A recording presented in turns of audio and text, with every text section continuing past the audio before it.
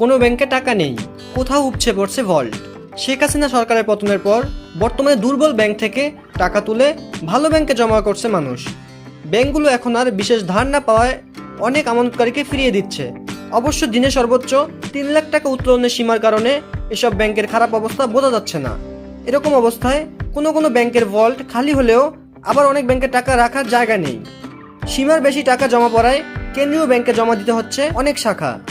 গত 5 দিনে বিভিন্ন ব্যাংক বাংলাদেশ ব্যাংকের ভল্টে 2593 কোটি টাকা জমা দিয়েছে বলে জানা গেছে।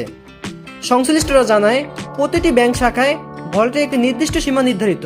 সীমার বেশি টাকা এলেই তা কেন্দ্রীয় ব্যাংক বা সোনালী ব্যাংকের চেস্ট শাখায় জমা রাখতে হয়। সরকার পতনের পর কয়েকদিন নিয়মিত কেন্দ্রীয় ব্যাংকের টাকা নিচ্ছিল ব্যাংকগুলো, তবে গেল সপ্তাহের 5 দিনে যত টাকা নিয়েছে জমা করেছে তার চেয়ে বেশি। প্রতিবেদনে বলা হয়েছে, দুর্নীতি সহ বিভিন্ন উপায়ে অর্জিত অর্থ নানা উপায়ে অনেকেই ঘরে রেখেছিল। নিরাপদ বোধ না করায় বিভিন্ন উপায়ে তারা ভালো ব্যাংকে টাকা জমা রেখেছে। আবার সরকার পতনের পর বড় অঙ্কের নগদ টাকা তুলতে পারছে না মানুষ। নগদ উত্তোলনের সীমা বেঁধে দেওয়ায় অনেকেই বড় অঙ্কের আমানত তুলতে পারছে না।